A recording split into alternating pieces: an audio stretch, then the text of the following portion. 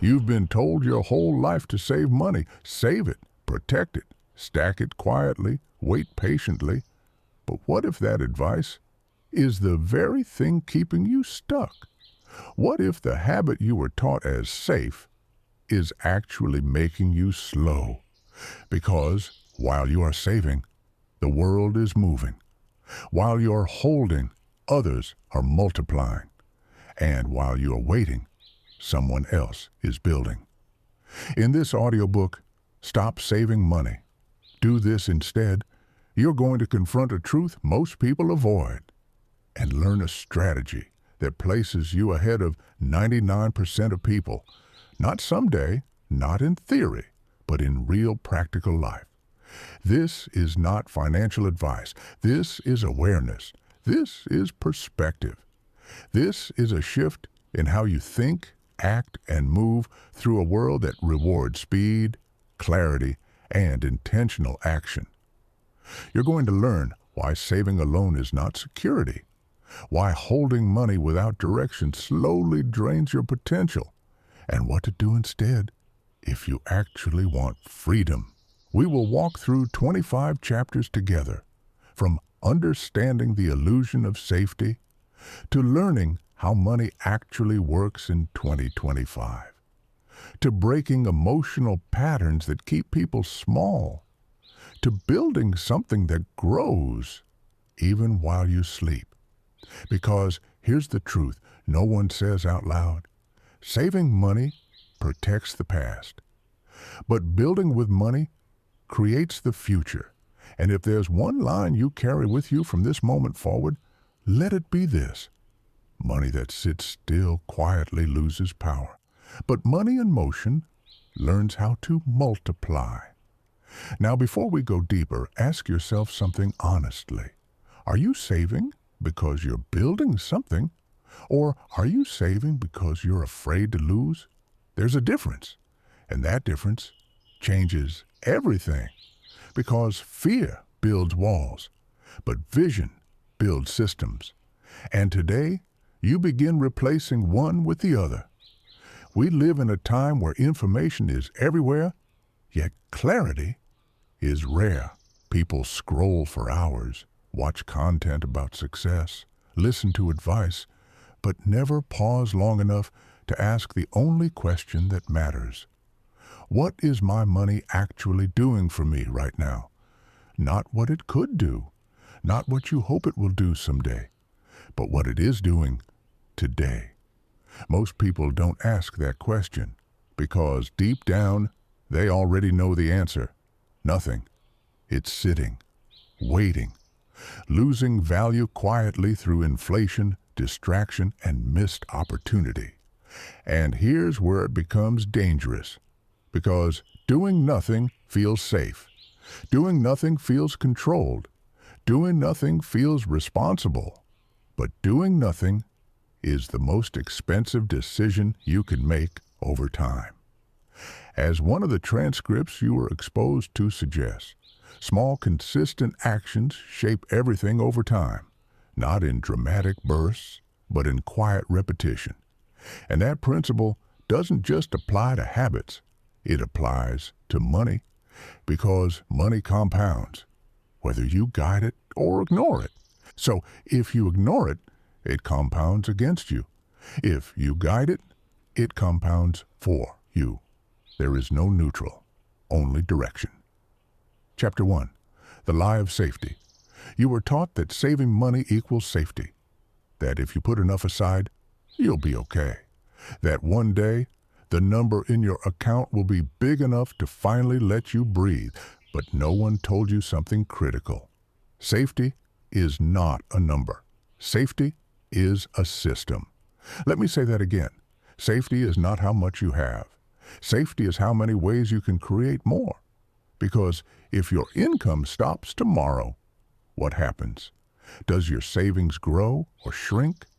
Does your life continue or stall? Does your confidence stay or collapse? Most people don't want to answer that because the answer is uncomfortable. Saving creates a cushion, but it does not create capability. And the world you're living in right now rewards capability far more than caution. Think about it. Technology is moving faster than ever. AI is replacing tasks. New industries are being built overnight. Opportunities appear and disappear in weeks.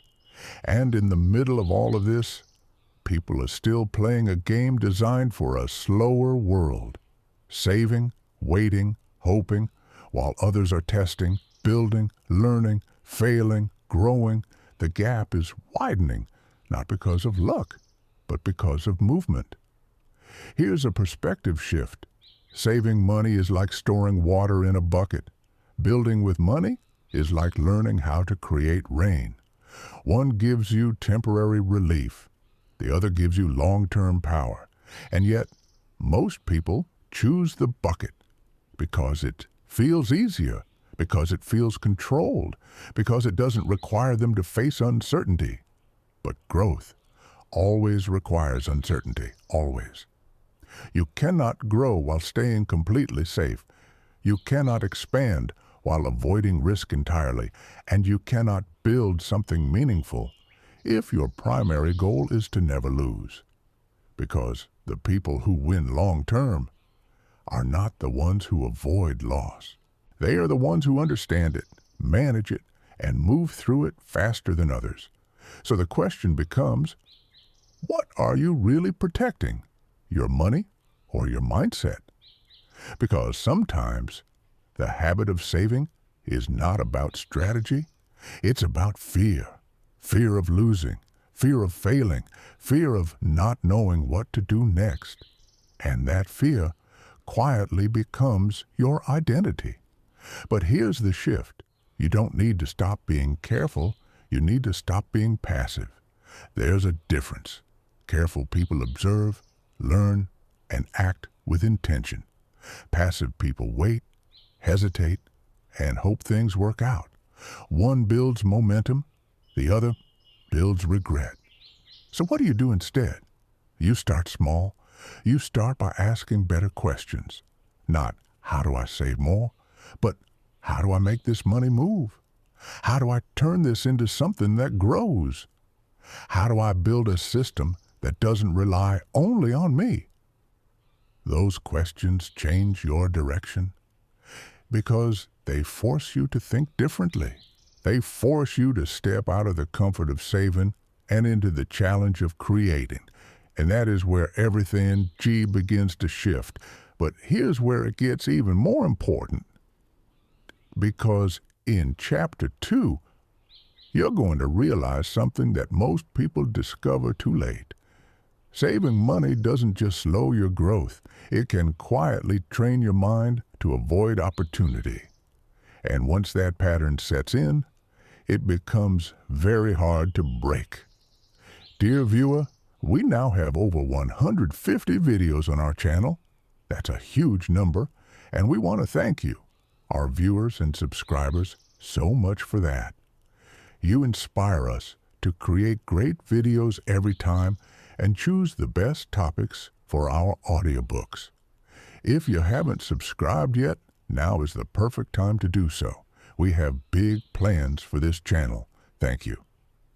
Chapter 2, The Cost of Standing Still. There's a hidden price most people never calculate. It doesn't show up on your bank statement. It doesn't trigger an alert on your phone. It doesn't feel urgent until years have passed. And by then, it's already taken more than you realize. It's the cost of standing still. Because every dollar you keep frozen is a dollar that never learned how to work. And every day you delay action is a day your potential quietly shrinks. Let that sink in. You're not just saving money. You're training your mind to hesitate.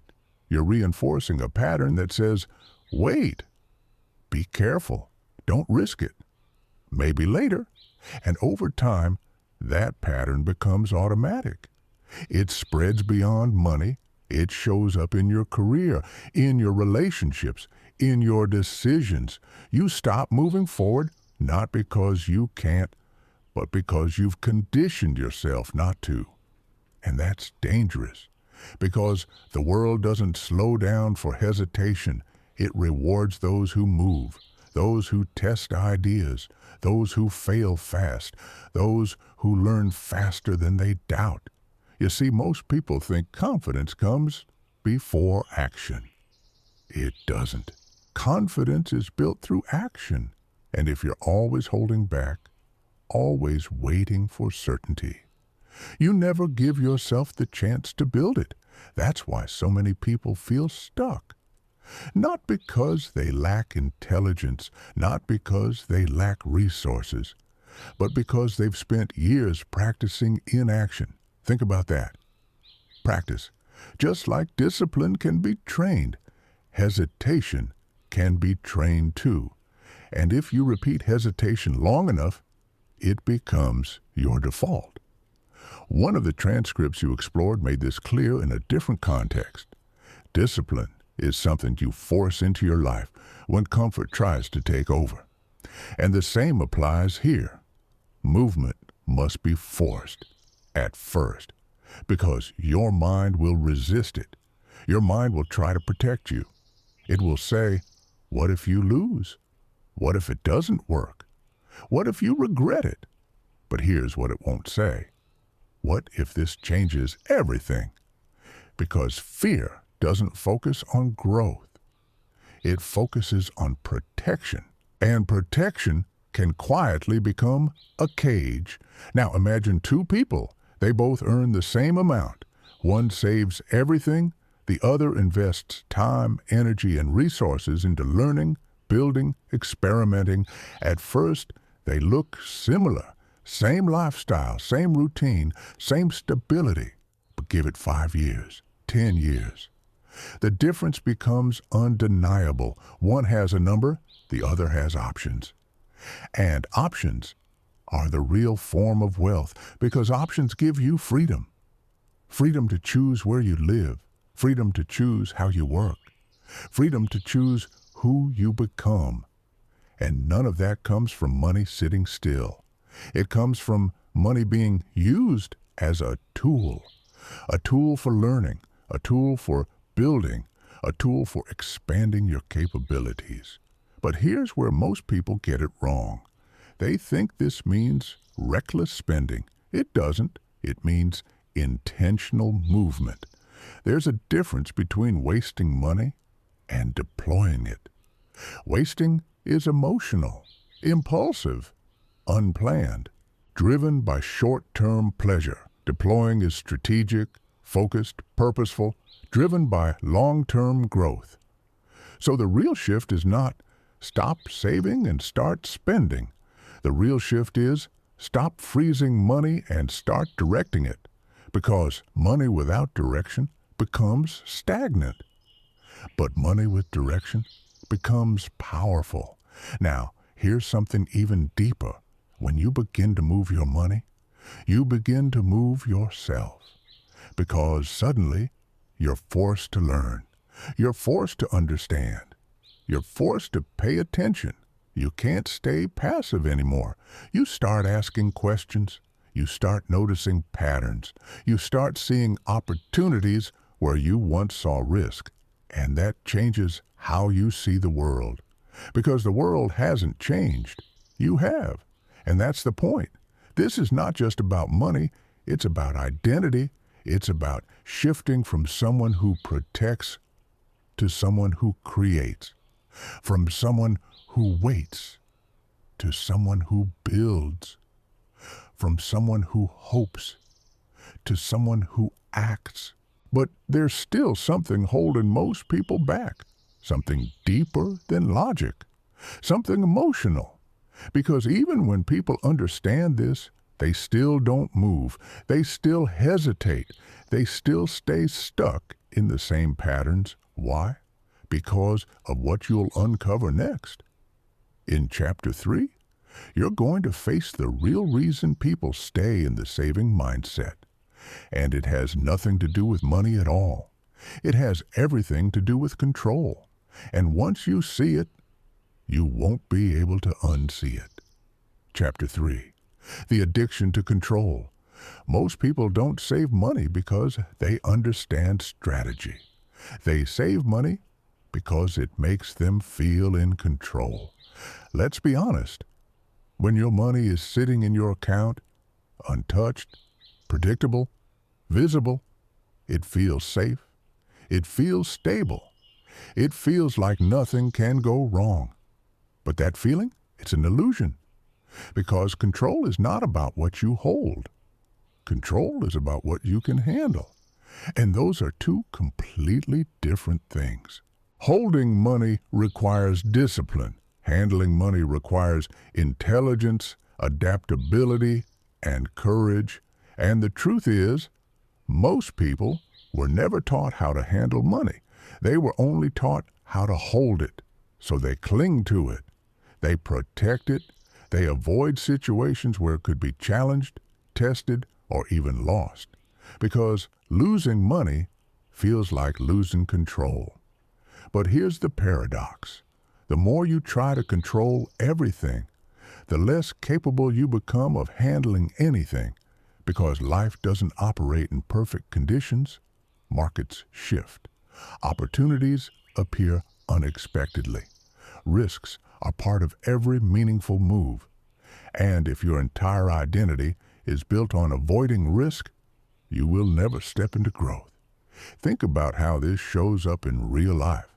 Someone gets an opportunity, a chance to learn a new skill, start something, join something, invest in themselves. But instead of asking, "What could this become?" they ask, "What if I lose?" And that one question kills momentum every time. Because control prefers certainty, but growth lives in uncertainty. You cannot have both at the same level, and that's the trade most people never consciously make. They choose certainty without realizing they're sacrificing expansion. Now, this doesn't mean you should be reckless. It doesn't mean you throw your money into anything that looks exciting. It means you start building a different kind of control. Not control over outcomes, but control over your ability to respond. Because real power is not avoiding problems. It's knowing you can handle them when they come. That's a different level of confidence. That's the kind of confidence that doesn't come from saving. It comes from experience, from making decisions, from being wrong in learning, from trying and adapting. One of the ideas reflected in the materials you explored is that growth doesn't come from waiting for the perfect moment. It comes from taking ownership and acting even when things aren't ideal. And that's exactly what this is. Ownership of your decisions, of your direction, of your future. Because if you don't take ownership, you default to protection.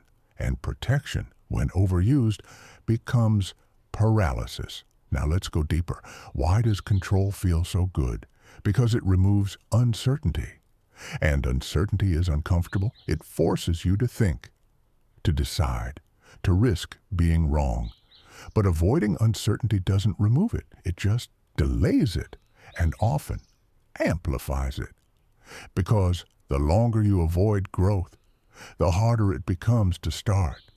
The longer you wait, the more fear builds, the more excuses appear, the more stories you tell yourself about why now is not the right time, until eventually you stop trying altogether and you settle, not because you wanted to, but because it feels easier than confronting the unknown. But here's something most people never realize. You are already taking risks every single day just by doing nothing. Inflation is a risk. Missed opportunities are a risk. Stagnation is a risk. The only difference is these risks are silent. They don't feel dramatic. They don't trigger urgency. But over time, they cost more than any visible mistake. So the goal is not to eliminate risk. The goal is to choose your risk. Consciously, intentionally, strategically. Because there are two types of risk, the risk of action and the risk of inaction. And one of them builds your future. The other quietly erases it. Now imagine shifting your mindset. Instead of asking, how do I protect this money? You start asking, how do I train myself to multiply it? That question alone changes your identity, because now you are not just a saver, you are a builder, a learner, a creator, and that shift is where everything begins. But there's still one more layer, because even if you understand control, even if you recognize the illusion, there is something deeper that influences your behavior, something that was shaped long before you earned your first dollar, something that quietly dictates how you think about money without you even noticing. In Chapter 4, you're going to uncover the invisible script that has been running your financial life. And once you see it, you'll finally understand why breaking the saving habit feels so difficult. If you enjoy these audiobooks and want to support the channel, consider joining our private members community. Members get early access to new audiobooks and exclusive wealth lessons. Chapter 4. The Invisible Script. Long before you earned your first paycheck, long before you opened your first bank account, long before you even understood what money was, a script was written in your mind, quietly, repeatedly, powerfully. It came from what you saw, what you heard, what you experienced growing up. Maybe you heard things like, money doesn't grow on trees, play it safe, don't risk what you have, just save and be careful. And at the time, those words sounded responsible, logical, even wise. But what you didn't realize is that those words weren't just advice. They were conditioning. They became beliefs, and those beliefs became your default behavior. Because here's the truth most people never question. You don't make financial decisions based on logic alone. You make them based on programming. Programming that runs automatically, without permission, without awareness. And that's why even when people learn new strategies, even when they hear new ideas, even when they understand what they should do, they still go back to what feels familiar. Because familiar feels safe, and safe feels right. Even when it's holding you back, that's the invisible script, and until you rewrite it, nothing changes. Think about how this shows up in your life. You hesitate before making a decision. You overanalyze simple opportunities. You feel uncomfortable when money leaves your account, even if it's for growth. That discomfort, that's not logic. That's conditioning, and it runs deep. Because your brain is trying to protect you. It's trying to keep you in a pattern it understands, even if that pattern leads to stagnation. One of the recurring ideas in the materials you explored is that your thinking shapes everything. Your results, your actions, your entire direction. And this is exactly that. Your financial life is not just about numbers. It's about beliefs. Beliefs about risk. Beliefs about success. Beliefs about what is possible for you. And if those beliefs are limited, your actions will be too. Now here's where it gets powerful. Because once you see the script, you can start to question it. You can start to interrupt it. You can start to rewrite it. Instead of automatically thinking, I should save this just in case, you pause and you ask, is this helping me grow or just helping me feel safe? That question alone creates space. Space between reaction and intention. And in that space, you gain control, real control. Not the illusion of holding money, but the power of choosing how to use it. Now let's go deeper. Why is rewriting this script so difficult? because it requires you to become uncomfortable. It requires you to act differently than you have before. It requires you to step into uncertainty. And your brain resists that because your brain is not designed to make you successful. It's designed to keep you safe. And safety often looks like repetition. Doing what you've always done, thinking what you've always thought, avoiding what feels unfamiliar. But growth requires disruption. You have to break patterns, challenge beliefs, test new approaches. In that process, it doesn't feel comfortable, but it is necessary because the life you want does not exist inside your current patterns. It exists beyond them. So the question becomes, are you willing to feel uncomfortable long enough to become someone different? Because that's what this is. Identity transformation. From someone who saves out of fear to someone who builds out of intention. From someone who protects what they have to someone who expands what they can create. And that shift doesn't happen overnight. It happens decision by decision, moment by moment, choice by choice. Now here's something practical. The next time you receive money, instead of immediately thinking about how to store it, ask yourself 3 questions. What can I learn with this? What can I build with this? What can this become if I use it intentionally? Those questions train your mind. They begin to shift your focus from protection to creation, from holding to multiplying. And over time, that shift becomes your new default. But there's still something we haven't addressed, because even when people begin to change their thinking, they often fall into another trap, a trap that looks like progress, but actually keeps them stuck. In Chapter 5, you're going to discover the difference between movement and meaningful movement, because not all action leads to growth. And if you don't understand this, you can stay busy for years and still end up in the same place. Chapter 5, Movement versus Meaningful Movement. At some point, something shifts.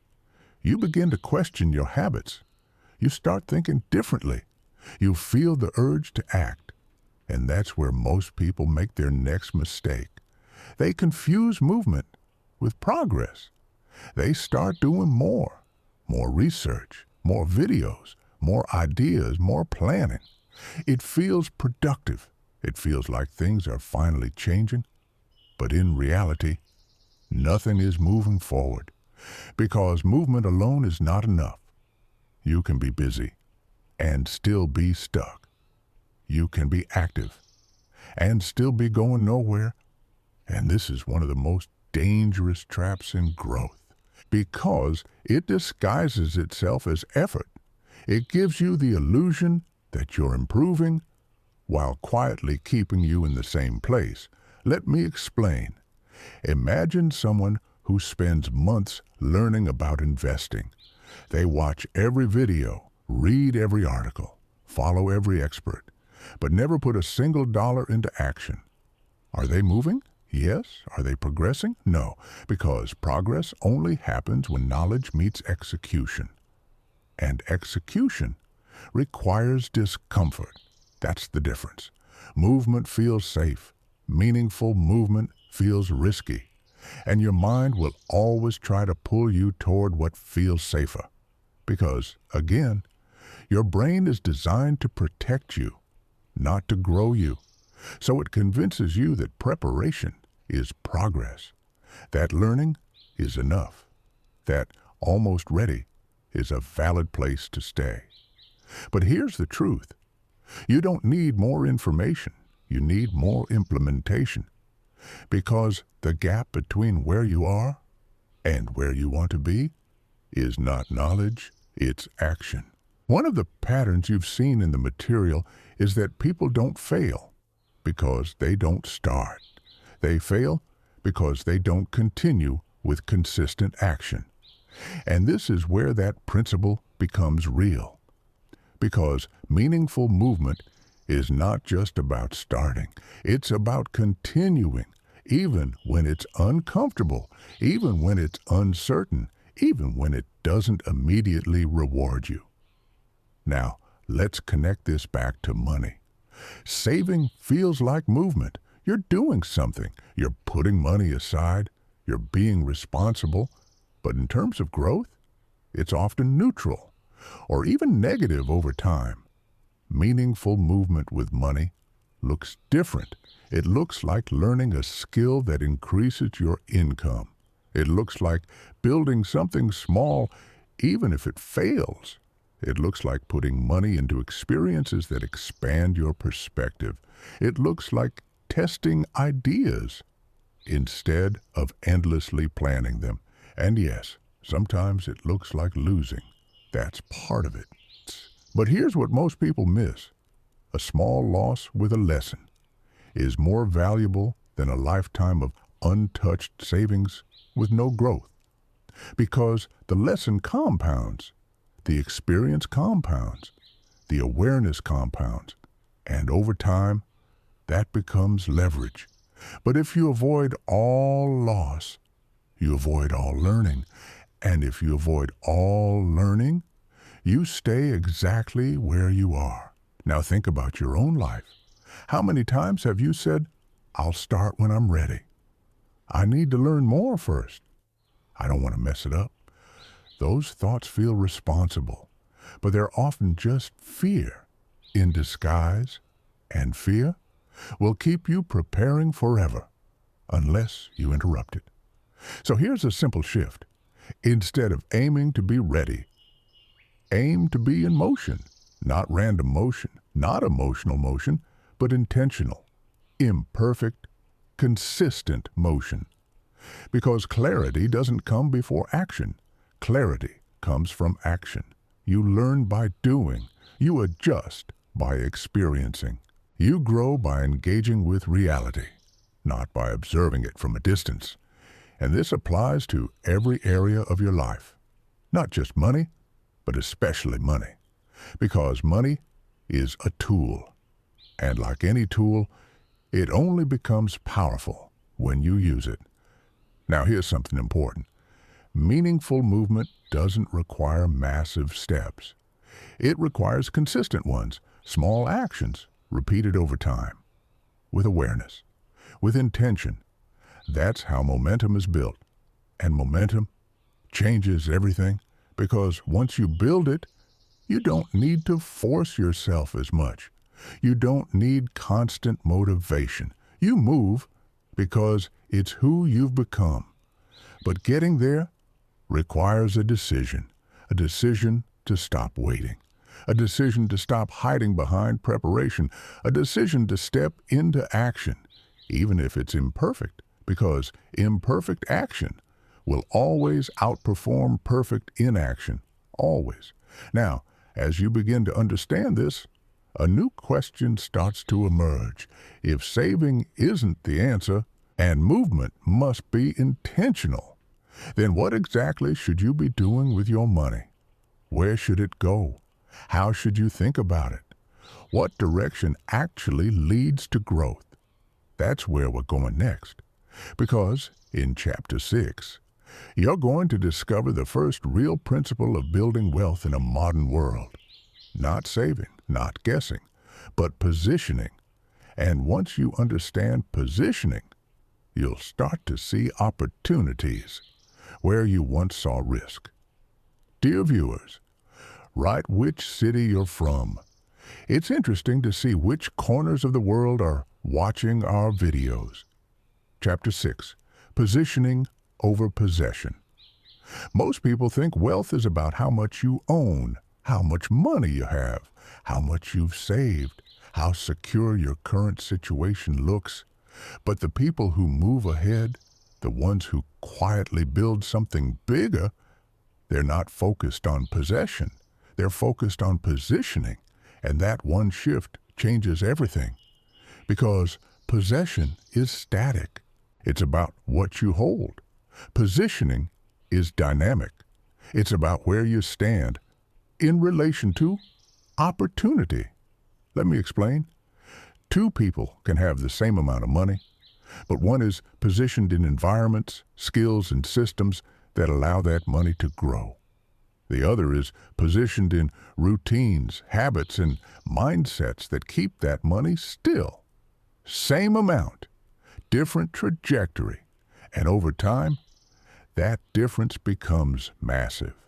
Because wealth is not just built on what you have, it's built on where you place yourself. Now think about this. Where are you positioned right now? Are you surrounded by ideas or distractions? Are you learning skills that increase your value or consuming things that drain your time? Are you placing yourself in environments that challenge you or ones that keep you comfortable? Because your environment quietly shapes your future. One of the themes you've seen before is that your focus determines your results. What you consistently give attention to becomes your direction. And positioning is exactly that. It's intentional focus applied to your life. Because opportunities don't just appear randomly. They appear where there is alignment. Alignment between your skills, your awareness, and your environment. If you're not positioned correctly, you won't even see them. They'll pass right in front of you unnoticed.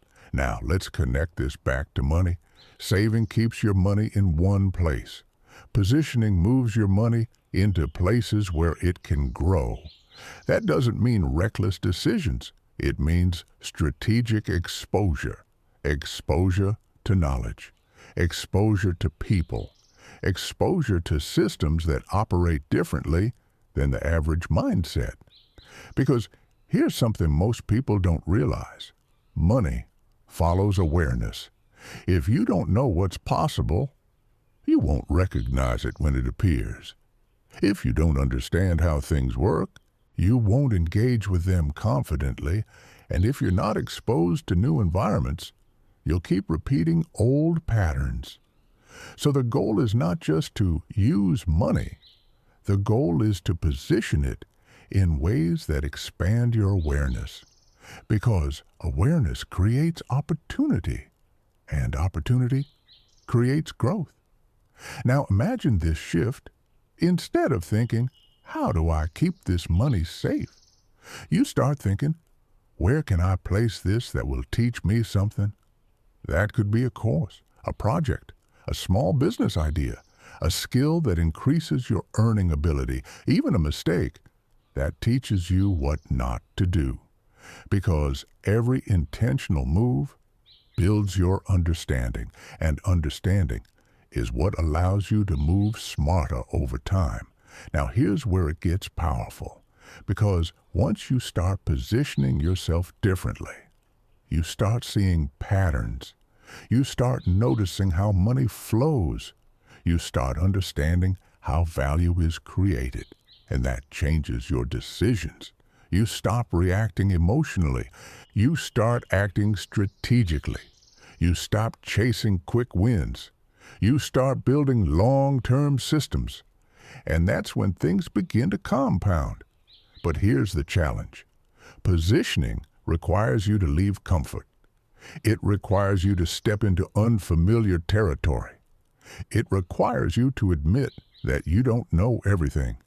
And for many people, that's uncomfortable, because comfort feels like control. But remember, control without growth is just limitation. So you have to choose. Stay comfortable and stay where you are, or get uncomfortable and expand what's possible. There is no third option. Now here's something practical. Start small.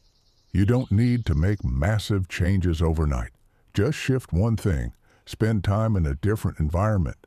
Learn one new skill. Invest in one area of growth. Make one decision that your old self would avoid. Because small shifts in positioning lead to massive changes over time. And this is where momentum begins, not from one big move, but from consistent, intentional adjustments. Now, as you begin to position yourself differently, you'll notice something interesting. Your priorities start to change. What once felt important starts to feel irrelevant. What once felt risky starts to feel necessary. And what once felt impossible starts to feel achievable, because your perspective expands. And with that expansion, your actions evolve. But there's still something critical you need to understand, because positioning alone is not enough. You can place yourself in the right environment, but if you don't know how to use it, you'll still stay stuck. That's why in Chapter 7, you're going to discover the difference between consuming opportunity and extracting value from it. Because being in the right place means nothing if you don't know how to take advantage of it, and that's where most people fall behind. Chapter 7, Consumption versus Extraction. You can be in the right room and still leave empty. You can have access to knowledge and still stay confused. You can be surrounded by opportunity and never benefit from it. Why? Because most people consume, very few people extract. And that difference is what separates exposure from transformation. Let's break it down.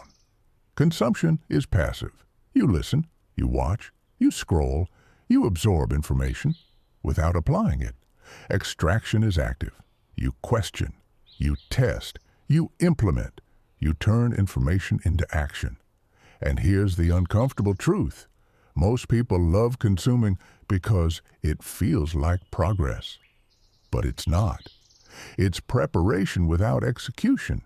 And preparation without execution becomes procrastination. You've seen this before. People who watch hours of content about success, but never build anything. People who read books about discipline, but never change their habits. People who learn about money, but never move it. They feel informed. They feel aware, but their life doesn't change, because information alone does not create results. Application does. One of the underlying patterns in the material you studied is that action, not intention, is what transforms potential into reality. And this is exactly that principle, because every piece of information has two paths. You either store it or you use it, and only one of those paths leads to growth. Now let's bring this back to your journey. You're listening to this audiobook right now. You're hearing ideas, you're reflecting, you're thinking. But here's the real question. Are you consuming this or extracting from it? Because if you only listen, nothing changes. But if you take one idea and apply it, everything begins to shift. That's the power of extraction. Now imagine this. Instead of finishing a chapter and moving on, you pause. You ask, what is one thing I can do differently because of this? Not 10 things, not a full transformation, just one.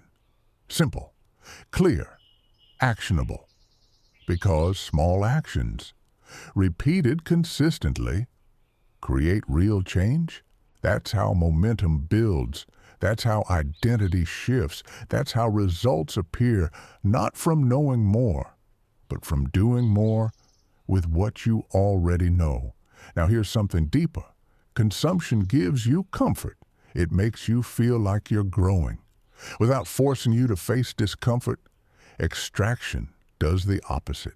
It forces you to act, to risk being wrong, to step into uncertainty.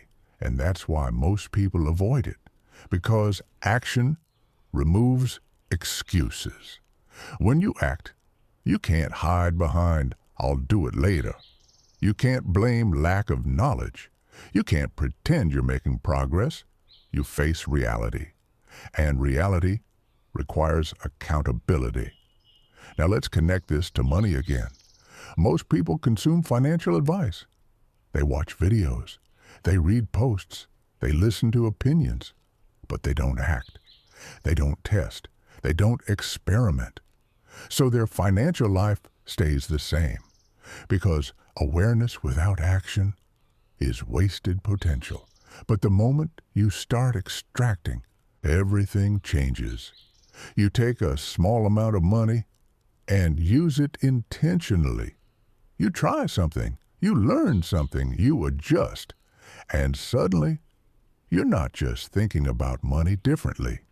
You're experiencing it differently. And experience is what builds real confidence, not theory, not opinions, but lived understanding. Now here's the shift you need to make.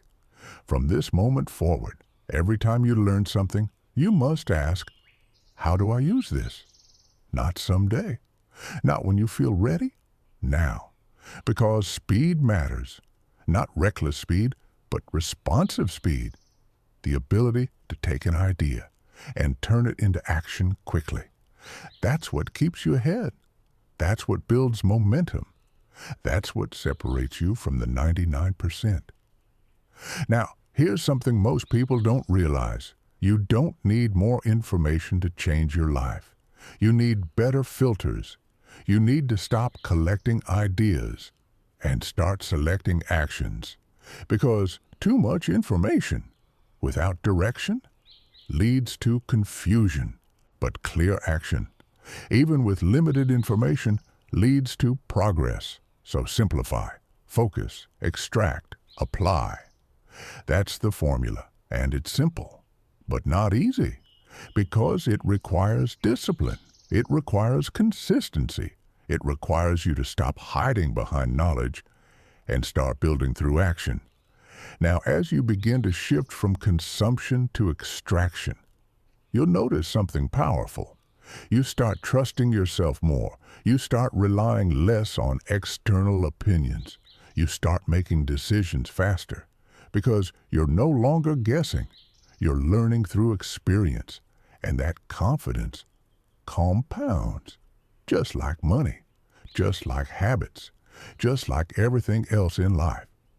But here's where we go deeper, because once you start acting, once you start extracting value, you're going to face something that stops most people in their tracks. Failure, mistakes, loss, and how you respond to that will determine everything.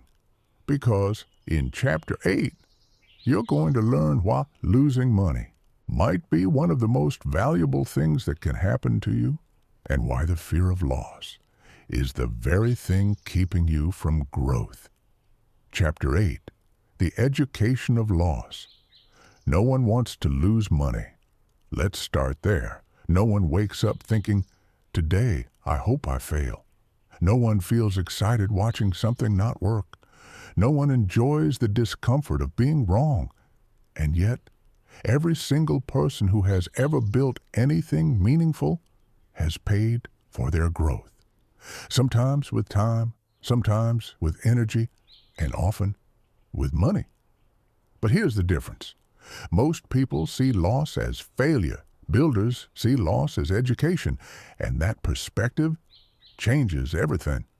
Because when you see loss as failure, you avoid it. You protect yourself. You hesitate. You stay small. But when you see loss as education, you engage with it. You learn from it. You adapt. You grow. Let me give you a simple truth. A controlled loss that teaches you something is an investment in your future.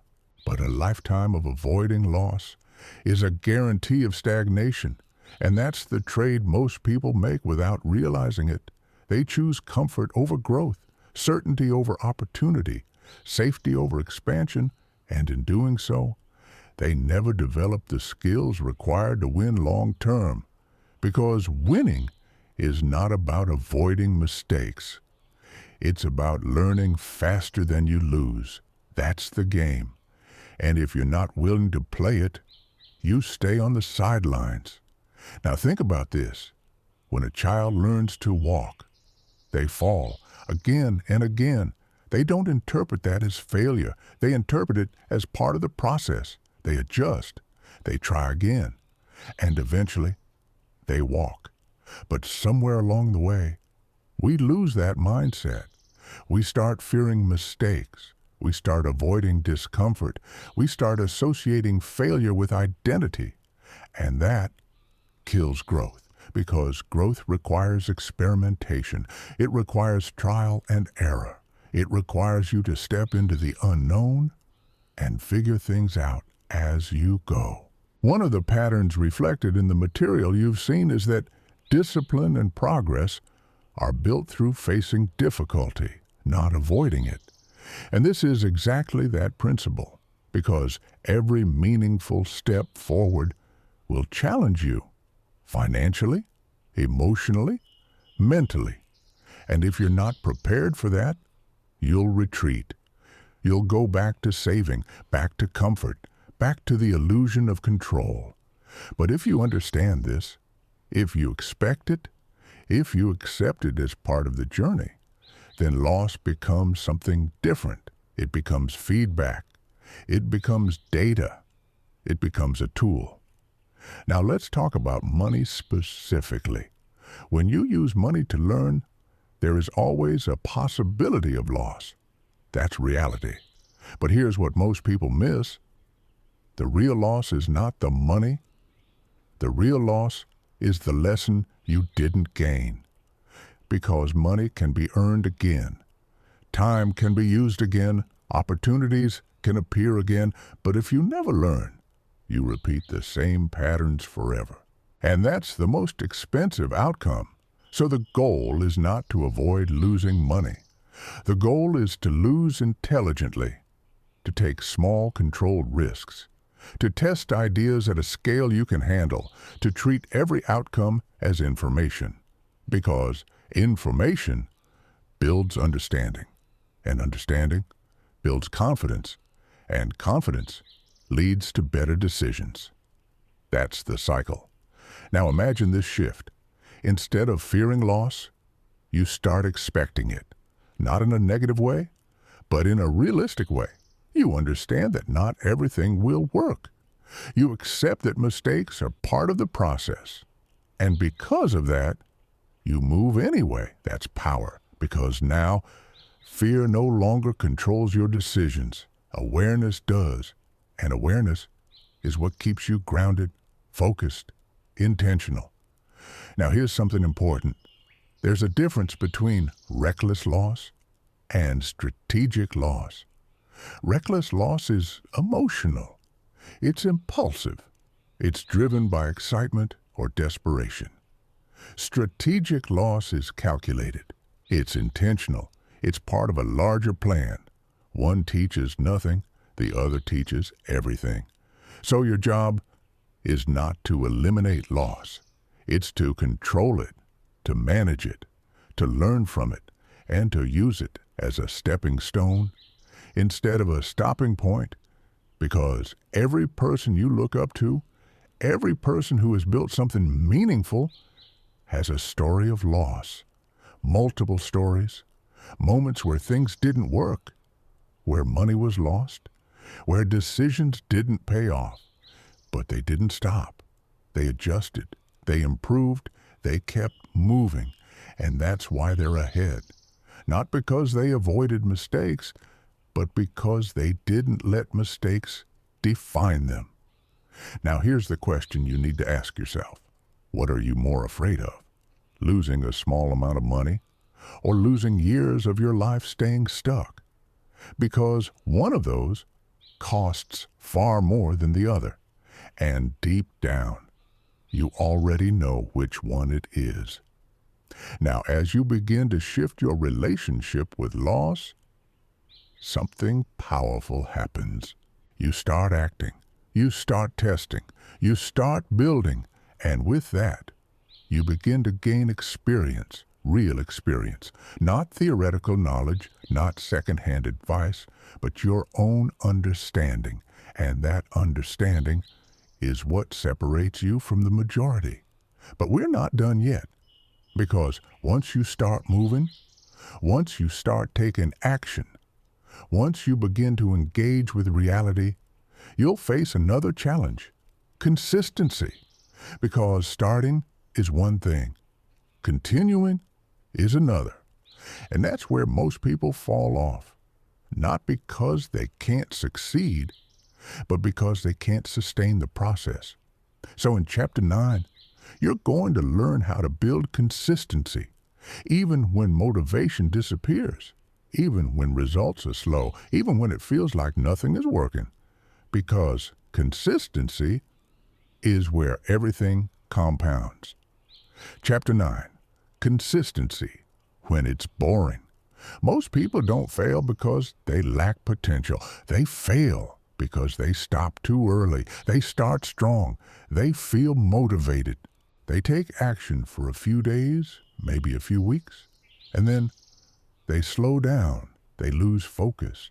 They drift back into old patterns, not because they don't care, but because the process becomes boring. And boredom is where dreams quietly die. Let's be real. The idea of building something is exciting.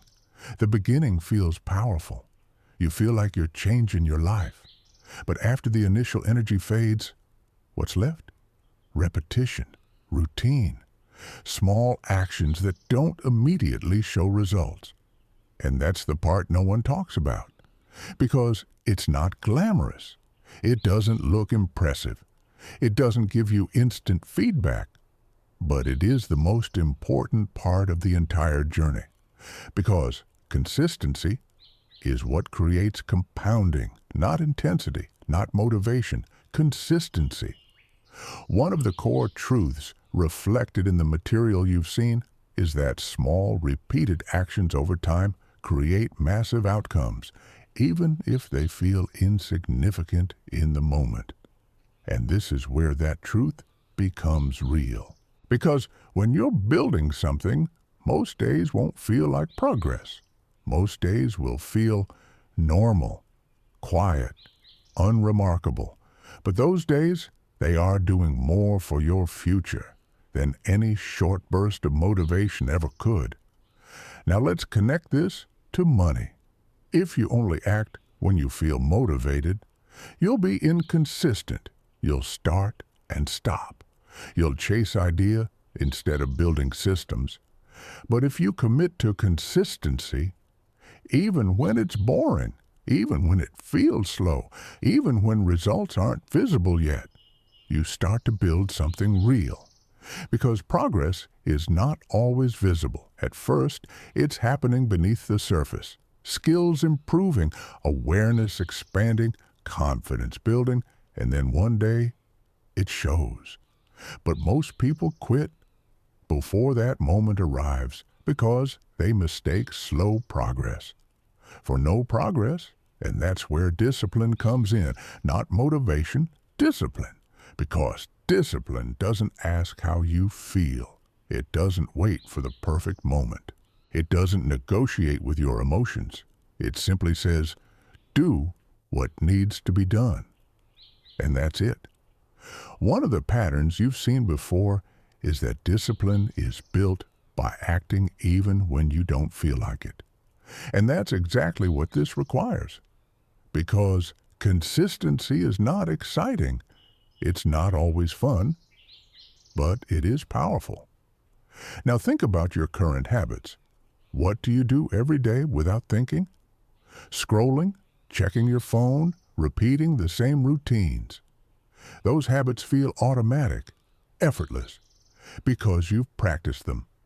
Consistency built them. Now imagine applying that same consistency to something that actually grows your life. Learning a skill, building a project, investing your time and energy intentionally. At first, it feels hard, unnatural. But over time, it becomes your new normal. That's how identity changes, not through big decisions, but through repeated actions. Now here's something important. Consistency doesn't mean perfection. You will miss days. You will make mistakes. You will have moments where you lose focus. That's part of it. The goal is not to be perfect. The goal is to return quickly, to get back on track, to continue, because consistency is not about never stopping. It's about never quitting. That's the difference. Now, here's a practical way to think about it. Instead of focusing on outcomes, focus on inputs. What actions can you repeat daily or weekly that move you forward? Small ones, simple ones, sustainable ones. Because sustainable actions create sustainable growth. And that's what you're building. Not a short-term spike, but long-term momentum. Now let's go deeper. Why do people struggle with consistency? Because they tie their actions to emotions. If they feel good, they act. If they don't, they stop. But emotions are unstable. They change daily, sometimes hourly. So if your progress depends on how you feel, your progress will always be inconsistent. That's why you need structure, systems, routines that operate regardless of your mood. Because systems remove decision fatigue. They reduce resistance. They make action easier. And when action becomes easier, consistency becomes natural. Now imagine this. You no longer rely on motivation.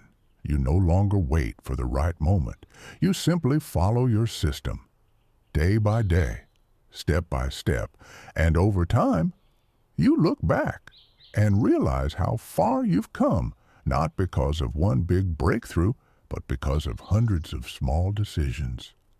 That's the compound effect of consistency, and it applies to everything: money, skills, relationships, growth, everything. Now here's the truth most people don't want to hear. There is no shortcut, no secret formula, no instant transformation, only consistent action over time. That's it. Simple, but not easy, because it requires patience. It requires discipline. It requires you to trust the process, even when you can't see the results yet. But if you do, if you stay consistent, if you keep moving, you will separate yourself from the majority. Because most people won't. They'll start. They'll stop. They'll repeat the cycle. But you're building something different, something that compounds, something that grows, something that lasts. Now, as you begin to build consistency, you'll notice something interesting. Your mindset starts to shift again. You start thinking long-term. You start valuing progress over comfort. You start understanding that time is your greatest asset. And that leads us to the next chapter. Because in chapter 10, you're going to learn how to use time as a multiplier, not just something that passes, but something that works for you. And once you understand that, you'll never look at time the same way again. If you appreciate our efforts and our thoughts, subscribe and like this video. We need to show the world that there are many people like us. We must always continue to improve. Chapter 10. Time is not passing. It's compounding. Most people treat time like something they spend. They say things like, I spent time working, I spent time learning, I spent time thinking. But here's the shift you need to understand. You are not spending time. You are investing it. Whether you realize it or not, every hour you use is either building something or slowly taking something away. There is no neutral. Time doesn't pause. Time doesn't wait. Time multiplies whatever you feed into it, and that's why two people can live the same number of years, but end up in completely different places, because it's not about how much time you have. It's about what your time is doing for you. Now think about this honestly. What has your time been compounding lately? Distraction or discipline? comfort or growth, consumption or creation? Because time is like a mirror. It reflects your priorities back to you, and if you don't like what you see, the answer is not more time. The answer is better direction. One of the core ideas you've already encountered is that even one focused hour a day can transform your life if used intentionally. And that principle is everything here. Because you don't need 10 hours. You don't need perfect conditions. You don't need a complete life reset. You need consistency applied to your time. 1 hour, used correctly, repeated daily. That's how transformation begins. Now let's connect this to money. When you save money, time works against you. Inflation reduces value. Opportunities pass. Your potential stays unused. But when you invest time into building skills, creating systems, learning how to generate value, time starts working for you. Because the skills you build today can create income tomorrow. The knowledge you gain today can open opportunities later. The systems you create today can produce results without constant effort. That's the difference. Saving protects a moment. Time multiplies a direction. So the real question becomes, what direction are you feeding your time? Because whatever you repeat daily becomes your future. Now here's something deeper. Most people underestimate time because the results are delayed. You don't see immediate change. You don't feel instant transformation. So it's easy to think, this isn't working. But that's not true. It is working. You just can't see it yet. Because growth is invisible before it becomes obvious, just like consistency, just like discipline, just like everything that compounds. Think about a seed. When you plant it, nothing happens at first. Days pass, weeks pass, and it looks like nothing is changing. But beneath the surface, roots are forming. Strength is building. The foundation is being created. And then one day, it breaks through. Visible, real, undeniable. That's how time works. Quietly, patiently, powerfully, but only if you give it something worth growing. Now imagine this shift. Instead of asking, how do I use my time today?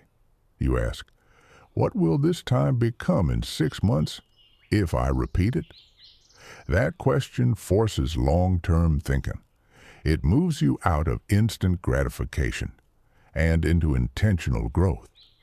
Because the truth is, your future is not built in one moment. It's built in patterns, daily patterns, repeated over time. And if those patterns are weak, your results will be too. But if those patterns are strong, your life changes. Now, here's something important. Time rewards clarity. If you don't know what you're building, your time becomes scattered. You jump from one thing to another. You start, stop, restart. And that kills momentum. But when you have clarity, even small actions become powerful. Because they align. They build on each other. They create direction. So your job is not to do everything. It's to do the right things consistently. That's it. Simple, but powerful. Now let's go deeper. Why do most people waste time? Because it's easy. Distraction is everywhere. Endless content, endless noise, endless ways to avoid discomfort. And your brain will always choose the easier option unless you interrupt it, unless you decide that your time matters more than your comfort, because comfort is the biggest thief of potential. It feels good in the moment, but over time, it costs you everything. So you have to make a decision, not once, but daily, to use your time intentionally, to protect your focus, to build something that grows. Because time will pass either way. The question is, Will it pass while you stay the same, or will it pass while you evolve? Now here's a powerful realization. If you combine consistency with intentional time, you create momentum, and momentum is what separates those who talk from those who build. Because once you have momentum, everything becomes easier. You think clearer, you act faster, you see opportunities sooner, and that's when life begins to change, not suddenly, but steadily and permanently. Now, as you begin to understand time differently, you start to see something else. You start to realize that money is not the goal. Time is, because money can be earned again. Time cannot. And if you use your time correctly, money becomes a byproduct, not a struggle, not a chase, but a result. And that leads us to the next chapter, because in chapter 11, you're going to learn the difference between chasing money and becoming someone money follows. And once you understand that, you stop running after opportunities and start attracting them. Chapter 11, become someone money follows. Most people spend their lives chasing money. They chase higher salaries. They chase quick wins. They chase trends, opportunities, shortcuts, always running, always searching, always feeling like they're one step behind. But here's the truth that changes everything. Money is not something you chase. Money is something that follows value. And if you focus only on chasing it, you'll always feel like it's slipping away, because chasing is reactive. It's based on what's happening outside of you. But building value, that's internal. That's controlled. That's something you can develop. Now think about this. Why do some people seem to attract opportunities?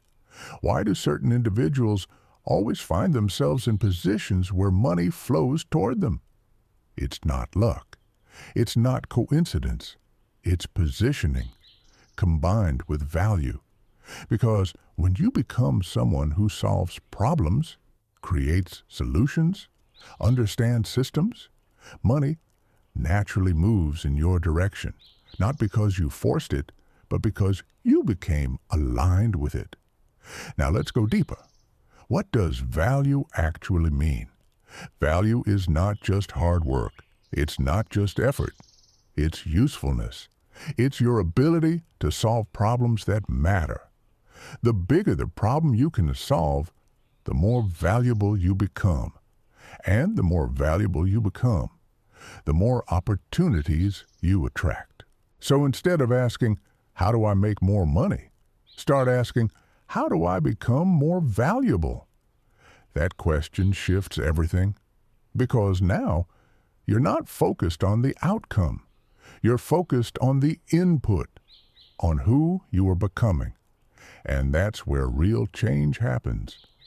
One of the ideas reflected in the material you've explored is that success starts with taking ownership of your own growth, not waiting for external changes. And this is exactly that. Because becoming valuable is your responsibility. No one else can do it for you. No one else can build your skills. No one else can develop your mindset. It's on you. Now here's the part most people avoid. Becoming valuable takes time. It takes effort. It takes consistency. And it often feels slow. There's no instant reward, no immediate validation, just quiet improvement, day after day. And that's why most people don't do it, because it doesn't feel exciting. But over time, it becomes unstoppable. Because value compounds, just like time, just like habits, just like everything else that grows. Now imagine this.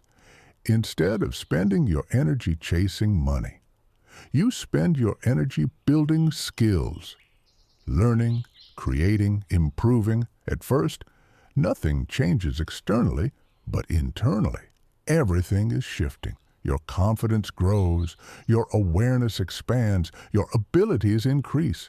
And then one day, Opportunities start to appear, not because you chase them, but because you're ready for them. That's the shift from chasing to attracting. Now let's connect this back to saving money. When you only focus on saving, you're focused on what you already have. But when you focus on building value, you're focused on what you can create. And creation is limitless. There is no ceiling, no cap, no fixed amount, only expansion. That's why people who build value never rely solely on saving, because they understand something deeper. They understand that their greatest asset is not their bank account. It's their ability to generate, to create, to solve, to adapt. And that ability can never be taken away. Now here's a practical shift. Instead of measuring your progress by how much money you have, measure it by how much value you can create, how many problems you can solve, how many skills you've developed. Because those things translate into money over time, not instantly, but consistently. And that consistency is what builds real wealth. Now here's something important. Becoming valuable doesn't mean doing everything. It means doing the right things deeply, mastering skills that matter, focusing on areas that have demand, building expertise, not just knowledge. Because surface-level understanding doesn't create impact. Depth does. And impact is what gets rewarded. Now ask yourself honestly, what are you becoming right now? Are you growing? Are you improving? Are you building something that increases your value? Or are you staying the same, repeating the same patterns, hoping for different results? Because if nothing changes, nothing changes. Simple, but true. Now here's the shift that separates the 99% from the 1%. The 99% focus on earning. The 1% focus on becoming. And becoming is what drives everything else. So stop chasing, stop running, stop looking for shortcuts, and start building, start becoming, start creating value. Because when you do, money will find you, not because you chased it, but because you became someone it follows. Now, as you begin to understand this, a new question starts to emerge. If value is the foundation, if skills and awareness are the drivers, then how do you actually start building something that produces results? Not just potential, but real tangible outcomes. That's where we're going next. Because in Chapter 12, you're going to learn the difference between working for money and building systems that generate it. And once you understand that, you stop trading time for income and start creating leverage. Chapter 12. Stop working for money. Start building systems. Most people live inside a loop. Work, get paid, spend, repeat. And at first, it feels normal. It feels stable. It feels like progress. But look closer, because that loop has a hidden ceiling. Your income is tied to your time, and your time is limited. That means no matter how hard you work, no matter how disciplined you are, no matter how much you save, there is always a limit to how much you can earn. And that's the trap, because it keeps you busy, but not free. Now here's the shift. Money is not built through effort alone. It's built through systems. Let me say that again. Effort creates income. Systems create freedom. And if you don't understand the difference, you'll spend your entire life working harder instead of building smarter. Now think about this. What happens when you stop working? Does your income continue or does it stop? For most people, it stops immediately because they haven't built anything that operates without them. No system, no leverage, just effort. And effort requires constant input. Now let's define a system. A system is something that produces results, even when you're not actively involved. It could be a skill that scales, a business that runs processes, a digital asset, a service that can operate beyond your direct time.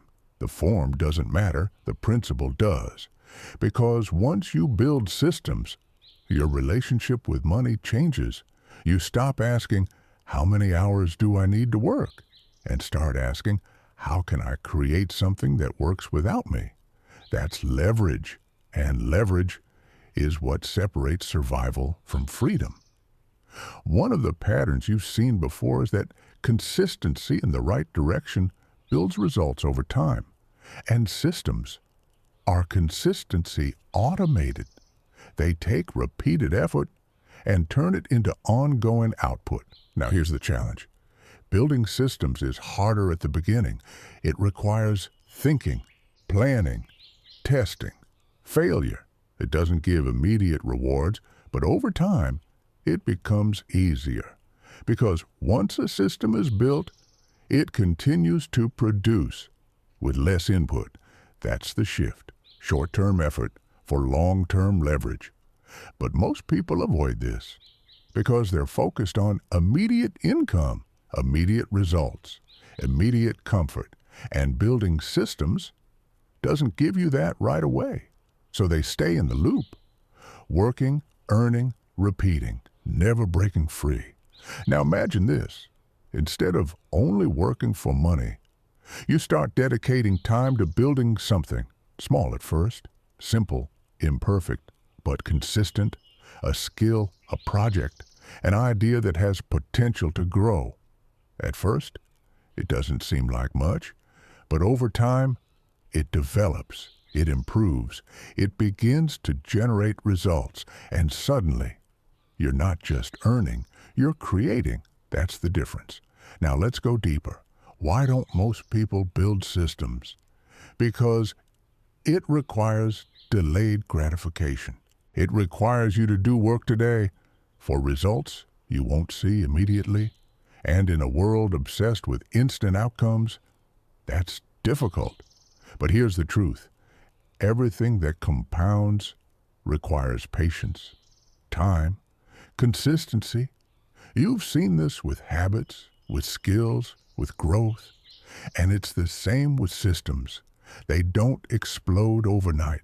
They build quietly until one day they become undeniable. Now here's something important. You don't need to build something massive. You don't need a perfect plan. You don't need to know everything. You just need to start. Small, focused, consistent. Because systems are not built in one moment. They are built through iteration, through testing, through learning what works and adjusting what doesn't. And that process is where most people quit. Because it's uncomfortable, it's uncertain, it challenges your patience. But if you stay with it, if you keep building, if you keep refining, you create something powerful, something that grows, something that works, even when you don't. Now here's a shift you can apply immediately. Start thinking in terms of leverage. Every time you do something, ask yourself, can this be repeated without me? Can this be improved over time? Can this become something bigger than this moment? Because that's how systems are born, from small actions, viewed through a long-term lens. Now here's the truth most people ignore. You cannot save your way to freedom, but you can build your way there, because saving preserves. Building expands, and expansion is what creates options, freedom, possibility. Now, as you begin to think in systems, something changes. You stop focusing on short-term results. You start thinking long-term. You become more patient, more strategic, more intentional, and that's when real progress begins. Not fast, not flashy, but real. Now, as you step into this mindset, you'll notice something else. Your relationship with effort changes. You stop working just to earn. You start working to build. And that shift is where leverage begins. But there's still something missing. Because even if you understand systems, even if you begin building, there is one critical factor that determines whether those systems succeed or fail. Focus. Because without focus, nothing compounds, nothing grows, nothing lasts.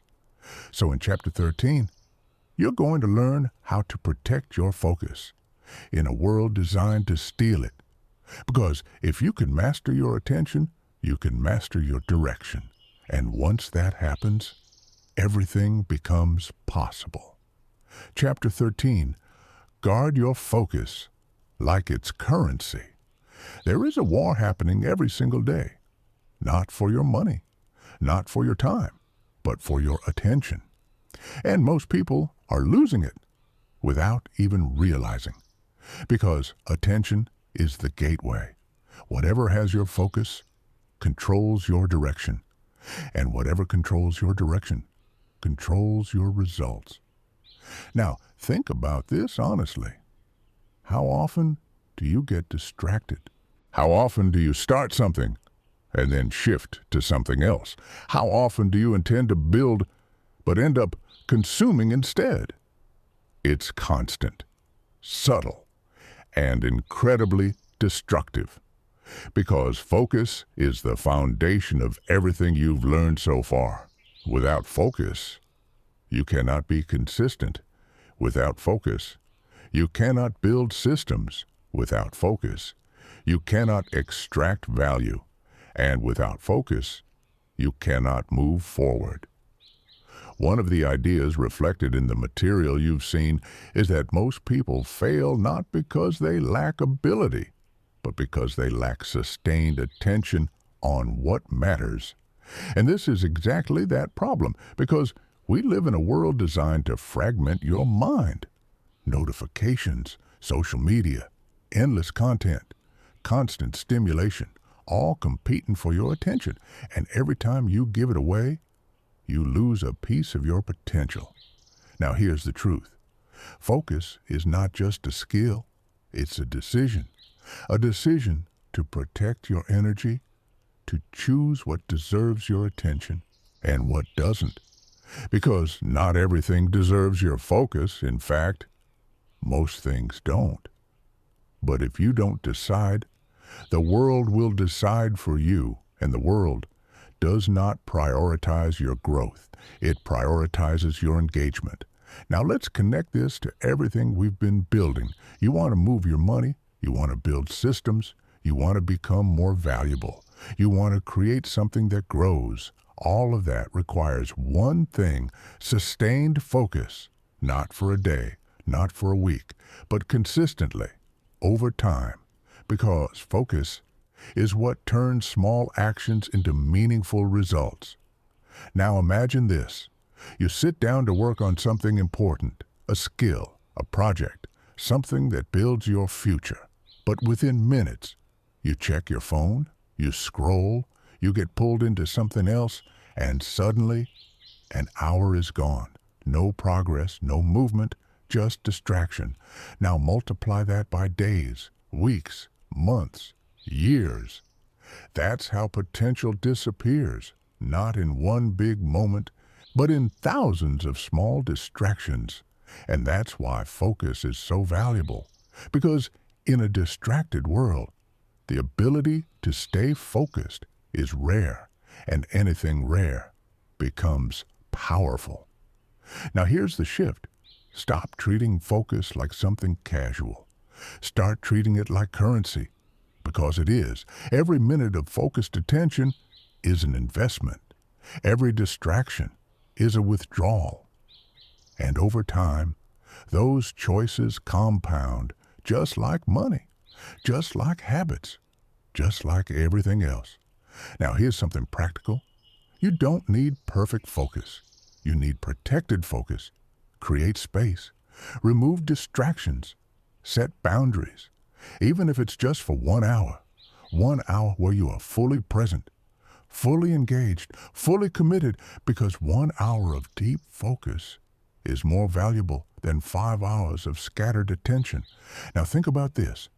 If you gave 1 hour every day to building something meaningful without distraction, what would your life look like in a year? Different, stronger, more advanced, because focus amplifies effort. It turns small actions into powerful outcomes. Now here's something deeper. Focus is not just about what you do. It's about what you ignore. Because every yes to distraction is a no to your future. Every time you choose comfort over concentration, you delay progress. And over time, those delays add up.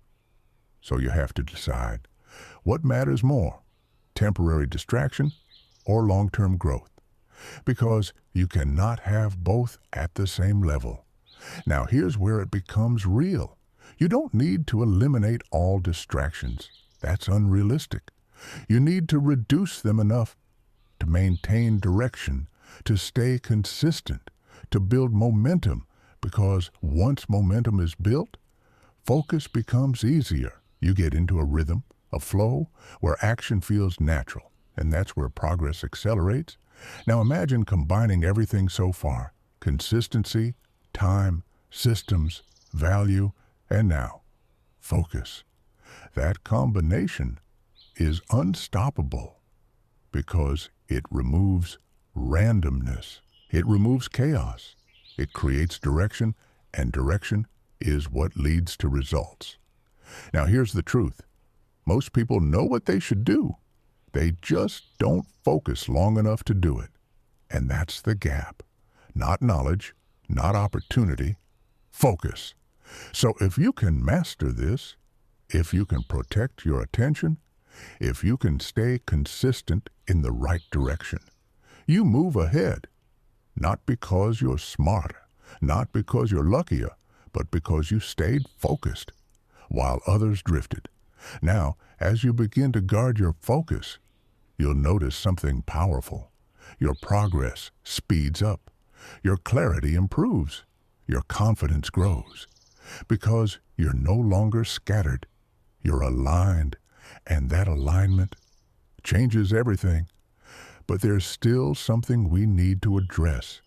Because even with focus, even with consistency, even with systems, there is one internal battle that can still hold you back: your environment, the people around you, the energy you're exposed to daily.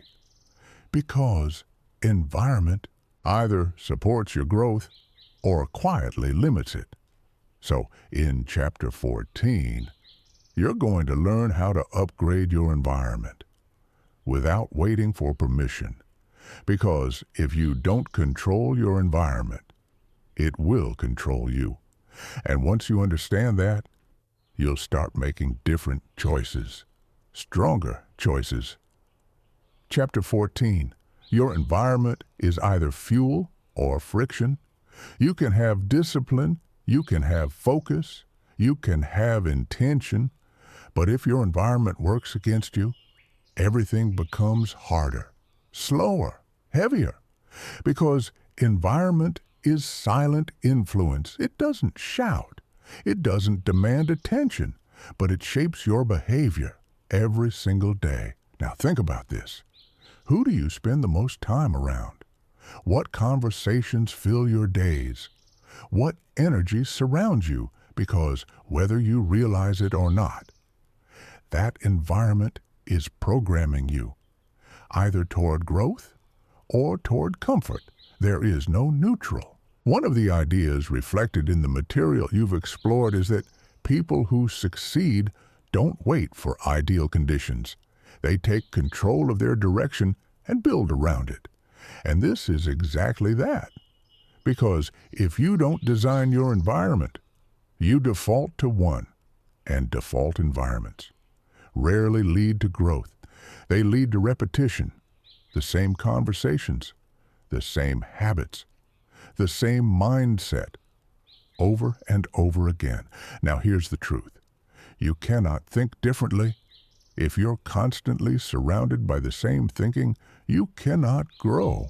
If everything around you reinforces staying the same, and you cannot build something new.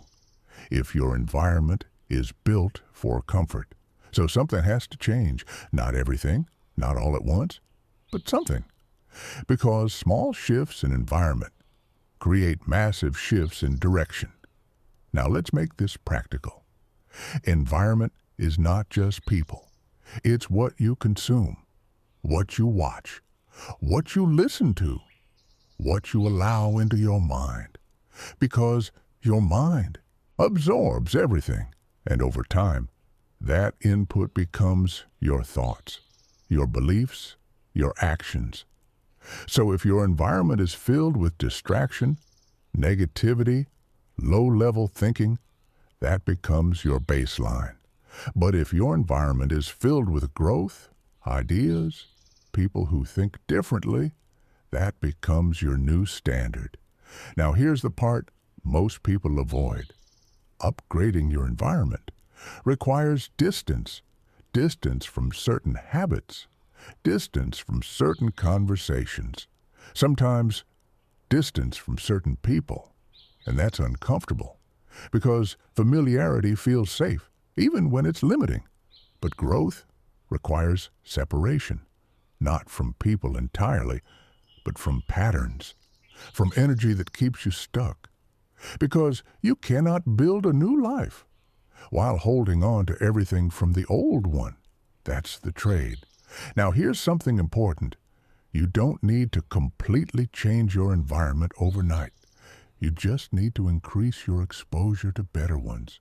Spend time where growth happens, even if it's temporary, even if it's just an hour a day. Because exposure creates awareness. Awareness creates new thinking, and new thinking leads to new action. Now imagine this. You begin to surround yourself with people who build, who think long-term, who take action, who challenge themselves. At first, it feels uncomfortable. You feel behind. You feel like you don't belong. But over time, you adapt, you grow, you elevate, because your environment pulls you up. That's the power of alignment. Now let's connect this to money. If you're surrounded by people who only talk about saving, you'll stay in that mindset. If you're surrounded by people who build, who create, who think in systems, your perspective shifts because you see what's possible. And once you see it, you can't unsee it. That's how growth begins. Now here's the key. You don't wait for the perfect environment. You create it intentionally, piece by piece, choice by choice, because the environment you build becomes the life you live. Now ask yourself honestly, is your current environment pushing you forward or holding you back? Is it challenging you or keeping you comfortable? Is it expanding your thinking or limiting it? Because the answer to those questions explains your current results. And if you want different results, you need a different environment. Simple, but not easy. Now here's the shift. Take responsibility. Don't blame your surroundings. Don't wait for things to change. Decide. What do you need to be exposed to? What kind of energy do you need around you? What conversations do you need more of? And start moving toward that, even if it's small, even if it's gradual, because direction matters more than speed. Now here's something powerful. When you upgrade your environment, everything else becomes easier. Focus improves. Consistency strengthens. Opportunities increase because you're no longer fighting your surroundings. You're supported by them, and that support accelerates growth. Now, as you begin to shift your environment, you'll notice something else. Your standards begin to rise. What you once accepted no longer feels enough. What once felt normal starts to feel limiting. And that's a good thing, because higher standards create higher results. But here's where it gets deeper. Because once your standards change, your behavior must follow. You can't think differently and act the same. And that's where the next challenge appears. Execution at a higher level. Because it's one thing to understand all of this, it's another to live it daily. So, in Chapter 15, you're going to learn how to operate at a higher standard, even when no one is watching, even when it's hard, even when it would be easier to go back. Because that is where real transformation happens. Chapter 15, operate at a higher standard, especially when no one is watching. There's a version of you that only shows up when people are watching, when there's pressure, when there's accountability, when there's recognition.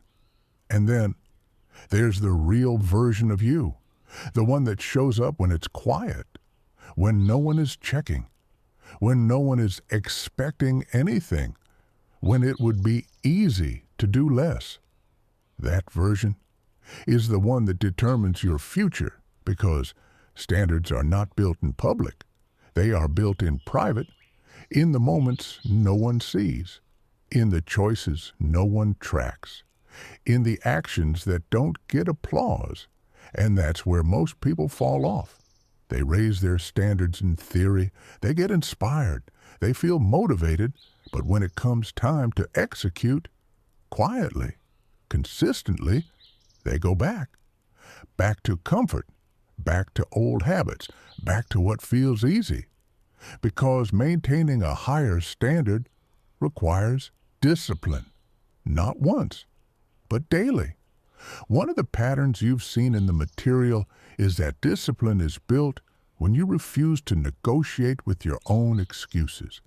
And this is exactly that moment, because excuses don't disappear when you grow. They evolve. They sound smarter, more reasonable, more justified. I'll do it later. I deserve a break. It's not that important today. And if you listen, you slowly lower your standards without even realizing it. Now here's the truth. Your life will always match your lowest standard, not your highest intention, not your best day. Your lowest standard, the minimum you're willing to accept, becomes your reality. So if you want to change your life, you don't just raise your goals, you raise your baseline. You raise what you do consistently, not occasionally. Now let's connect this to everything you've been building. You understand movement. You understand systems. You understand time, focus, environment, all of it. But none of it matters if you don't operate at a level that supports it, because knowledge without execution is wasted, and execution is driven by standards. Now imagine this. You decide that no matter what, you show up for your growth daily, even if it's small, even if it's imperfect, even if you don't feel like it. That decision changes everything, because now you are no longer dependent on motivation. You are no longer controlled by emotion. You are operating from identity, from a standard, and standards create consistency. Consistency creates momentum. Momentum creates results. That's the chain. Now here's something important. Operating at a higher standard doesn't mean doing more. It means doing better, more intentional, more focused, more aligned. Because doing more without direction leads to burnout. But doing the right things consistently leads to growth. Now think about this. What are your current standards? How do you treat your time, your energy, your money, your focus? Because those standards are shaping your future right now, not tomorrow, not someday, right now. And if they are low, your results will reflect that. Simple, but real. Now here's the shift. Stop asking, what do I feel like doing today? Start asking, what does my standard require? That question removes emotion. It creates clarity. It forces action because your standard doesn't change based on your mood. It stays consistent. And that consistency is what builds trust with yourself. Because every time you follow through, even when it's hard, you prove something. You prove that you are reliable, that you can count on yourself. And that builds confidence, real confidence, not from success, but from discipline. Now here's something deeper. Most people break their own trust daily. They say they'll do something, and then they don't. They set goals, and then ignore them. They promise themselves growth, and then choose comfort. And over time, that creates doubt. Because if you can't trust yourself, how can you build anything meaningful? You can't. So this is where it changes. You start keeping your word to yourself, even in small ways, especially in small ways. Because small promises build strong identity. Now imagine this. You wake up. You follow your system. You protect your focus.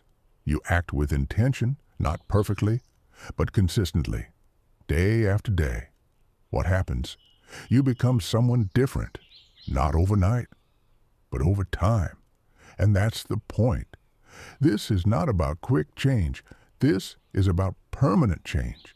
The kind that doesn't fade. The kind that doesn't depend on motivation. The kind that becomes who you are. Now, here's the truth. Operating at a higher standard will feel uncomfortable at first because it's new, because it challenges your habits, because it requires effort. But over time, it becomes normal. And once it becomes normal, everything else becomes easier because you raised your baseline. Now, as you begin to operate at this level, something powerful happens. You stop negotiating with your future. You stop making excuses. You stop delaying. You act. You build. You grow. And that's when separation happens between you and the 99%. Not because you're different, but because you decided to live differently. Now here's the next layer. Because once your standards rise, your expectations change, and that affects how you see opportunities. Because now, you're not just reacting to life. You're looking for leverage, for ways to multiply your effort, your time, your results. And that leads us to chapter 16, where you're going to discover how to think in leverage, not just effort. Because effort alone will never free you, but leverage will change everything. Chapter 16. Leverage changes the game. There are two ways to build a life. You can rely on effort, or you can build leverage. And if you don't understand the difference, you will work harder than necessary, for far less than you deserve. Let's break this down. Effort is linear. You work 1 hour, you get 1 unit of output. You work more, you earn more. You stop, it stops. Simple, predictable, limited. Leverage is exponential. You build something once, and it produces results multiple times. You invest effort, and it multiplies beyond your direct input. That's the difference. Effort trades time. Leverage multiplies time. And if you want to move ahead of 99% of people, you need to understand this deeply, because most people stay trapped in effort. They work harder, longer, more consistently, but they never escape the loop because they're not building anything that scales. Now, here's the shift. Stop asking, how can I work more? Start asking, how can I make this work multiply? That question changes your entire approach because now you're thinking in systems, in scalability, in long-term output, not just immediate results. Now let's connect this to everything you've built so far. You've learned about consistency, time, focus, environment, standards. All of those are foundations. But leverage is what accelerates everything. Because without leverage, you're always starting from zero, every day. But with leverage, you build once and benefit repeatedly. Now here's something important. Leverage is not complicated, but it requires a shift in thinking. Instead of doing everything yourself, you start creating things that can operate without you. Instead of repeating the same actions, you build processes instead of relying only on your time. You use tools, systems, skills that scale, because leverage is everywhere. In technology, in knowledge, in networks, in systems. But most people don't use it because they're focused on immediate effort, not long-term multiplication. Now imagine this. You spend time learning a skill. At first, it feels slow, difficult, uncertain, but over time, that skill allows you to produce more, faster, better. That's leverage. Or you build something small, a project, a system, something that produces value. At first, it requires effort, but over time, it starts working on its own. That's leverage. Now here's the key. Leverage always requires upfront effort. That's why most people avoid it, because the reward is delayed. But once it kicks in, it changes everything, because now your output is no longer tied directly to your time. Now, let's go deeper. There are 3 main types of leverage you need to understand. Time leverage, skill leverage, system leverage. Time leverage is about using your time more effectively, focusing on high-impact actions, eliminating distractions, maximizing output. Skill leverage is about increasing your ability, learning things that multiply your value, becoming more efficient, more capable, more adaptable. System leverage is about building things that operate independently, processes, projects, structures that produce results without constant input. And when you combine these, you create exponential growth, not linear, exponential. Now here's the truth. You don't need all 3 at once. You start with one, you build, you expand, because leverage compounds, just like everything else. Now think about your current life. Where are you relying only on effort? Where are you repeating the same actions without building anything that lasts? Because those are the areas where you need leverage. That's where your growth is being limited. Now here's the shift. Every time you do something, ask yourself, can this be improved? Can this be repeated without me? Can this be scaled? Those questions train your mind.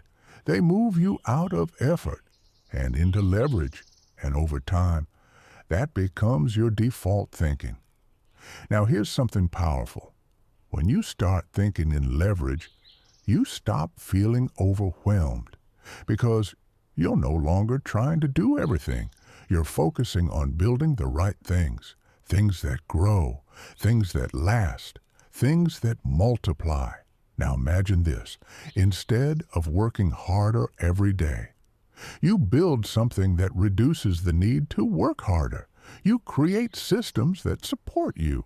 You develop skills that increase your output. You position yourself in a way that amplifies your effort. That's freedom, not the absence of work, but the presence of leverage.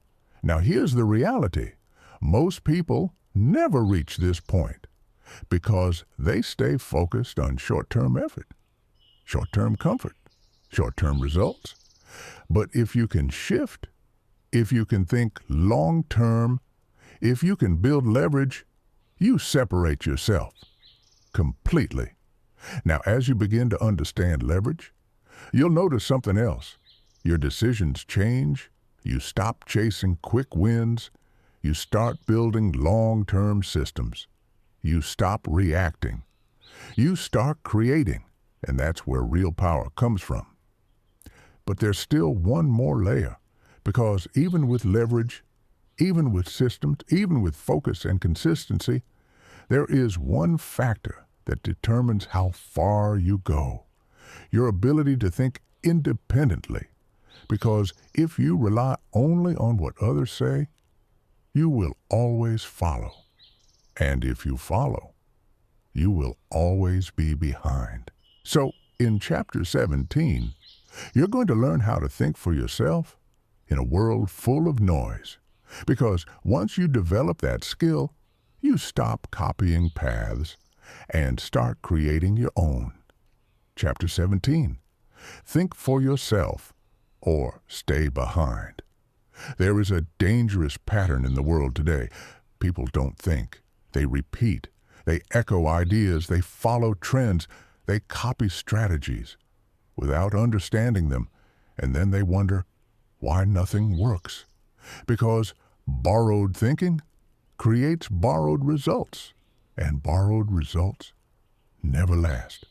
Now here's the truth. If you want to be ahead of 99% of people, you cannot think like them. You cannot follow blindly. You cannot depend on external opinions to guide every decision, because the majority is not building.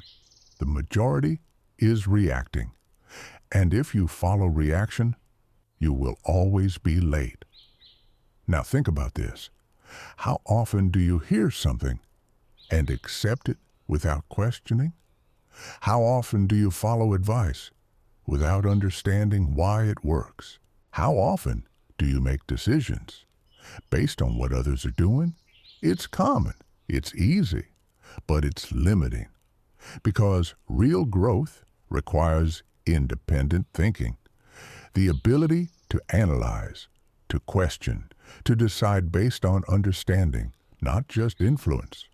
One of the patterns reflected in the material you've explored is that strong individuals take ownership of their direction instead of relying on others to define it. And this is exactly that, because thinking for yourself is ownership at the highest level. Now let's be clear. This doesn't mean ignoring advice. It doesn't mean rejecting all external input. It means filtering it, understanding it, adapting it to your situation. Because what works for someone else might not work for you. Different context, different resources, different goals, and if you blindly copy, you miss that. Now here's where it gets powerful. When you start thinking independently, you stop chasing trends. You start identifying patterns. You stop reacting to noise. You start focusing on fundamentals, because fundamentals don't change. Markets change. Tools change. Opportunities evolve. But principles stay the same. Value, consistency, leverage, focus, those are timeless. And if you build on those, you don't need to chase every new idea. You adapt. You evolve. But you stay grounded. Now imagine this. Instead of asking, what is everyone else doing? You ask, what makes sense for me based on what I understand? That question creates clarity. It removes comparison. It builds confidence. Because now, you're not dependent on external validation. You're making decisions based on awareness. And awareness is what creates control. Real control.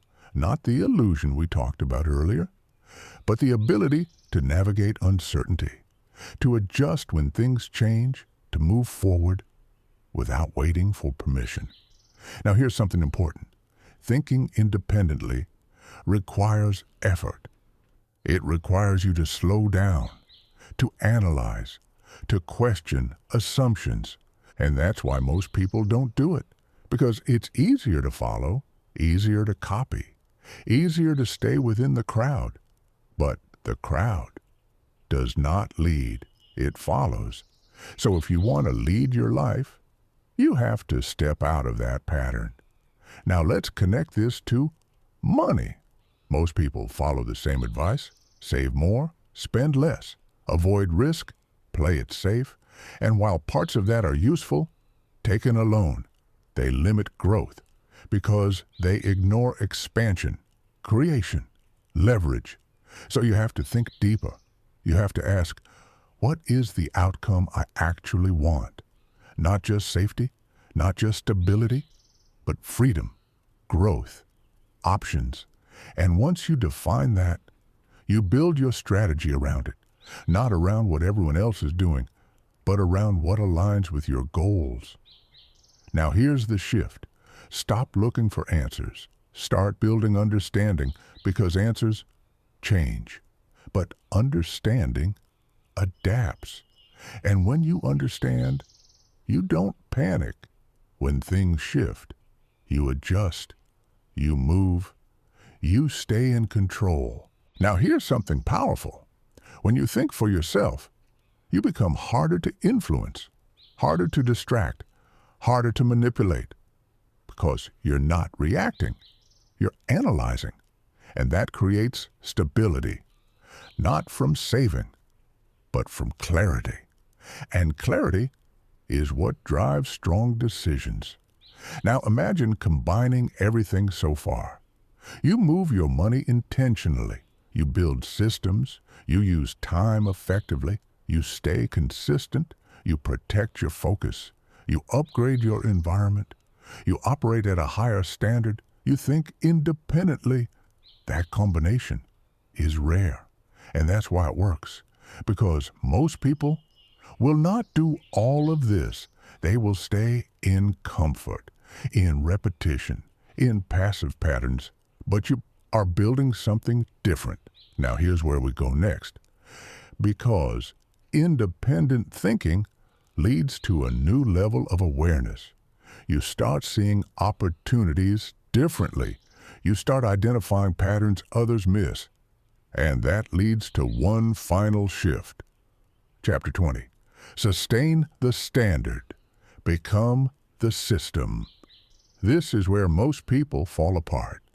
Not at the beginning, not in the learning phase, not even in the building stage, but here at maintenance. Because building something feels exciting. New habits, new mindset, new direction. There's energy in the change, but sustaining it? That's different. That's quiet. That's repetitive. That's where discipline becomes identity or disappears completely. And this is where the final separation happens. Between those who rise temporarily and those who stay elevated permanently. Because success is not built in a moment. It is maintained in thousands of invisible decisions every single day. Now listen carefully. You don't arrive at a new life. You maintain it. You protect it. You reinforce it. Because the moment you stop, old patterns don't disappear. They wait. They wait for you to get comfortable, to relax your standards, to tell yourself, I've done enough. And slowly, quietly, you slip back into old habits, back into old thinking, back into the version of you that you worked so hard to leave behind. That's the danger.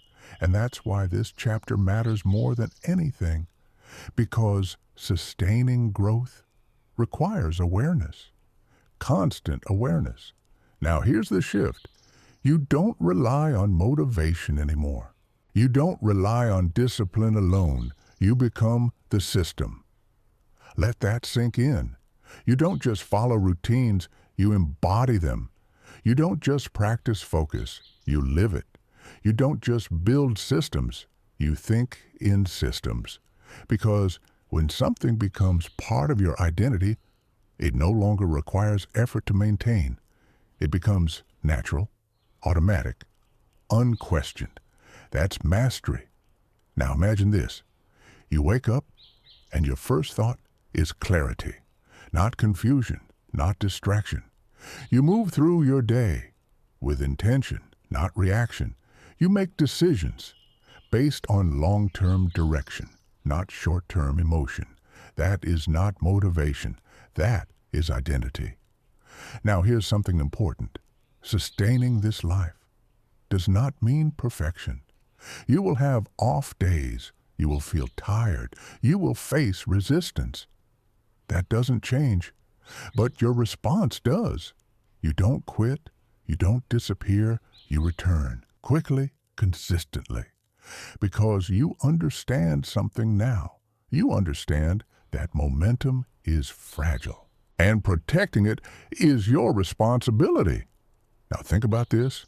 Every day, you are either reinforcing your new identity or weakening it. There is no pause, no neutral. Every decision counts. Every action matters because they stack. They compound, just like everything else. Now here's the truth most people ignore. The reason people fall back is not because they lost ability. It's because they lowered their standards. Slowly, subtly, one small compromise at a time, until eventually they are back where they started. So your job is not just to grow, it is to maintain your standard relentlessly, quietly, consistently, because your standard is your foundation. Now here's something powerful. When you sustain this level, life changes in a different way. Not dramatically, not suddenly, but deeply. You stop chasing, you stop forcing, you stop struggling, because things begin to align. Opportunities come easier.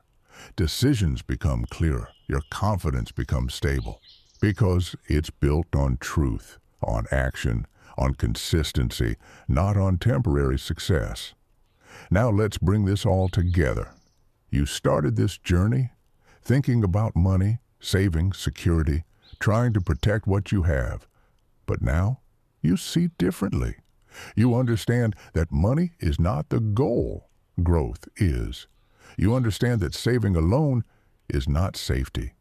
Capability is. You understand that movement is more powerful than hesitation, that systems are more powerful than effort, that focus is more valuable than time, that environment shapes everything, that identity drives all results, and most importantly, you understand that ownership changes everything.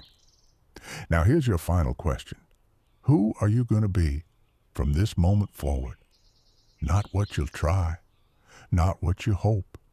Who you will be, because everything you've heard, everything you've learned means nothing without a decision, a real one. The kind that doesn't fade tomorrow, the kind that doesn't depend on how you feel, the kind that becomes your standard. So here it is. If this changed how you think, make it real. Commit to one action today, not 10. One. Something that moves you forward. Something that proves to yourself that you're not just listening, you're becoming. And if this resonated with you, write it down. What hit you the hardest? What are you changing starting now? Because clarity grows when you define it. And if you're ready to stay accountable, stay consistent, stay on this path, then this is not the end. This is the beginning, because the people who stay ahead are not the ones who start strong. They are the ones who stay committed, quietly, relentlessly, unstoppably. And if you've made it this far, you already know something most people don't. You don't need more time. You don't need more luck. You don't need more permission. You need to move and never stop building, because here's the final truth, the one that stays with you long after this ends. Saving money might protect your present, but building with intention creates your future. Now the question is, what will you build? And what do you want the next audiobook to challenge you with? Tell me, because this journey is just getting started.